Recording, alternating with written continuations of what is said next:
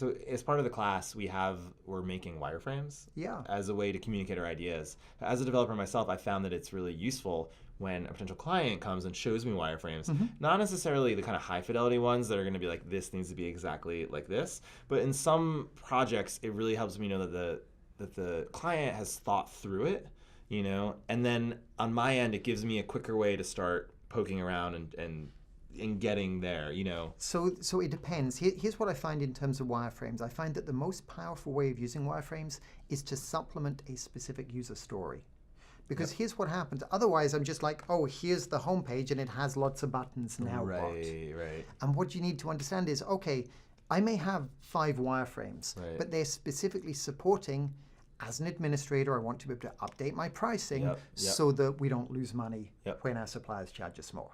And then I see it in that context and I know which flow and flows I'm following and what value I'm adding. You're not building pages, you're building stories. Got it. That makes sense. Yeah, that makes sense. I think there might also be a difference between making just like a website, which is like you're making something more clear with less features. Like I'm trying to think of like a lawyer's website, or maybe even just like a bank or something, like the front end of it.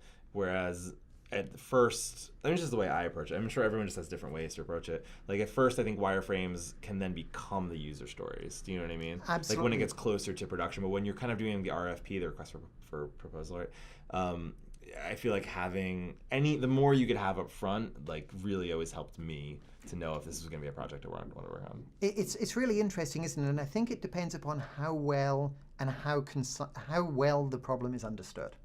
If you have a very well understood problem, you actually can create detailed wireframes, detailed specs, because you've worked with 20 lawyers to build 20 law sites, and you're going to need practice areas, you're going to need a list of publications, you're going to need the blogs for each one of the partners. There's a standard set of things you need when you build a lawyer's website, and the only real question is, which subset of those do you want? Yeah, I think you really nailed it. I mean, if you were going to say like, I want to make a copy of this blog for myself, well, a lot of those user stories are already baked in. It doesn't mean you can't still write them, but it means the first draft could be, the UI of this is what it's going to look like, and then from there you could break it down. Whereas if the problem's not understood and it's like something you're going to have to come at from 1,000 different angles, you're going to have a lot better chance putting the problem out there and having the whole team, the developers and the business side, like collaborate on it. That's the way I think of it. And that's usually what you want to do, where it's a problem where you're not sure of the solution. Okay. You need to, that, and also having lower fidelity. Here's the one other thing, and I think wireframes are an incredibly powerful tool. But I'm going to say that here's one risk.